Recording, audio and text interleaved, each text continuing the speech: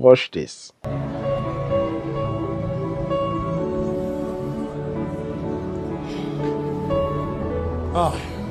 I sent them a journal of American Doctors Society.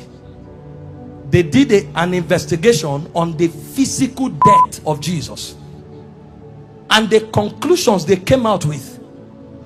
And I'll tell them to project the link on our handles. Go and download it and read it. These are not Christians. These are scholars. They decided to study the physical death of Jesus. What they came up with. I only came with the pictures to show you, to give you an idea. Show me the picture where they tied him to the stick to scourge him. The way they did it was they carried a fat tree, planted it, and locked your hand so that you can't shake. That means when they are scourging you, you can't turn. And they stripped you naked when they scourged you. The cane they used to whip you, they attach bones and metals to it. So anytime they wipe you, it pulled off your skin. There were records that said they whipped somebody like that and the thing tore the intestine and things came out. Somebody else was scourged like that. The whole back was peeled off. They saw bones. That's how the thing enters. They whip you and tear your skin. So every time they wipe you, if they pull it, your skin comes out. So that when they finish beating you, because of the volume of fluid you will lose, you will die of taste. If you don't die of heart failure. This is scourging.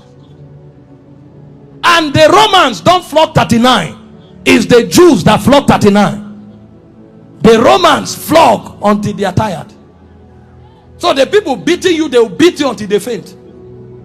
When they finish scourging you like this, if life remains in you, then mercy spoke for you. After they scourged him, they now took him trekking with the cross for close to 1 kilometer to Golgotha. He lost so much weight that short journey he fell 3 times. He couldn't walk, and nobody will give him anything to drink. Historian said when his face was wiped, blood stains crested the mark of his face on the handkerchief. Everywhere was bleeding. Can I show you the scripture that described this punishment? Isaiah 52 verse 14. Give me the Passion Translation. When they finished beating Jesus, that alone would have been enough. See the way Isaiah 52 verse 14 described him after he was scourged. TPT, give me the Passion Translation. It said, just as many were abhorred. You know the word abhorred? The dictionary. Who is an English person here? Huh? Highest level irritation. When you saw him, you are like, what is this?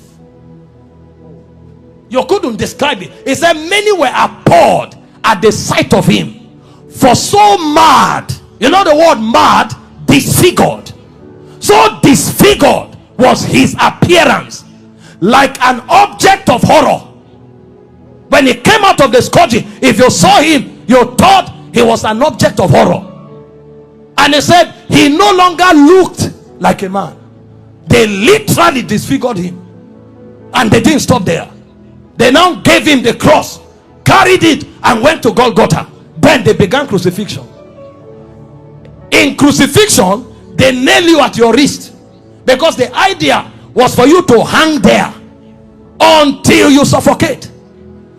You know, the word excruciating didn't exist until the Romans started crucifying people, because the word excruciating comes from the word cruciating, and the word cruciate comes from crucifix.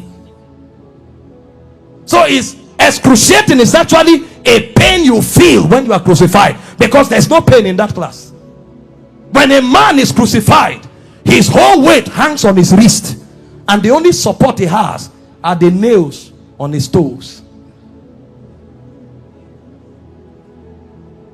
And when they crucify you, You saw a picture of Mel Gibson where you were straight. You can't be straight when they crucify you, because your back, there's no space to stand straight.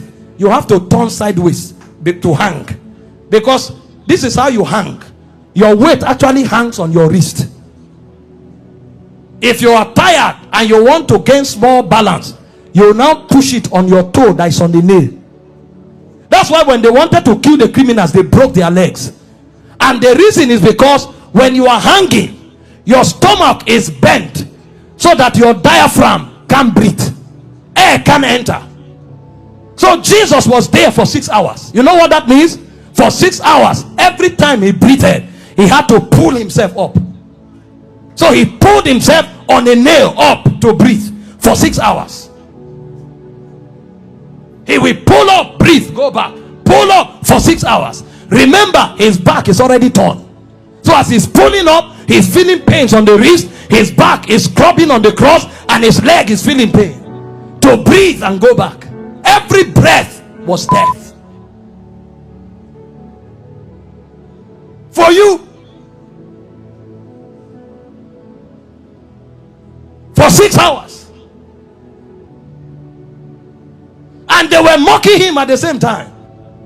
So there was soulish torture, there was physical torture. As if that's not enough, he carried sin on him. So God was not connected to him at the time. God had to turn away. So there was spiritual torture, soulish torture, bodily torture. So much so that he cried, Eloi, Eloi, lama sabachthani, my God, why hast thou forsaken me? It's like a disconnection between your spirit and your soul. So the man was no longer alive. He died in the spirit before he died in the natural. The level of pain.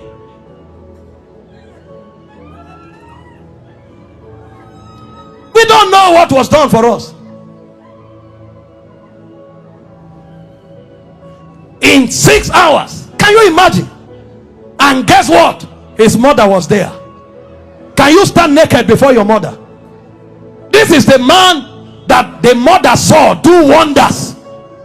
How come? Imagine when he looked at their faces. See what you'll be interpreting. Some are saying, why? How come? Why can't you do anything today? Then the Jewish people were mocking. Physician, heal yourself. Fake prophet, I thought you said you had miracles. Why don't you come down? The thieves that were on the cross, one was mocking him. So from everywhere. Meanwhile, all the sicknesses on earth were on him on the cross. You have cancer, you say it's painful. He had cancer, diabetes, hepatitis, all that day at the zenith, because he carried sickness, he carried sin, and he carried the reproach of God. You don't know the reproach of God until you go to hell. So for those 6 hours, he was in hellfire.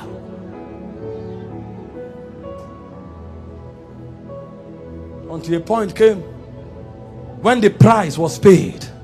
He looked up and said, I'm thirsty. They gave him vinegar. He said, no, that's not what I'm looking for. I'm looking for the river that flows from the throne of God.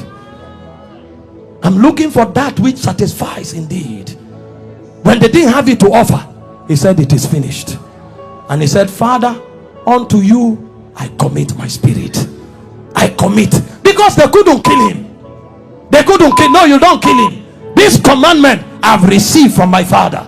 I have the power to lay down my life and to take it up. So he felt all those pains keeping his life inside him. He had the choice to give up the ghost early. But if he gave up the ghost before the scourging, the sacrifice won't be complete. That's where it is more painful. He had the power to say, no, now I depart. But he kept his life and suffered the pain. From the scourging, to the shame, to the reproach, to the embarrassment, to the flogging, to the crucifixion, until he checked and saw that the sacrifice was complete. Because he had the choice of letting you go to hell or of keeping you while he stays in hell. He chose to stay in hell.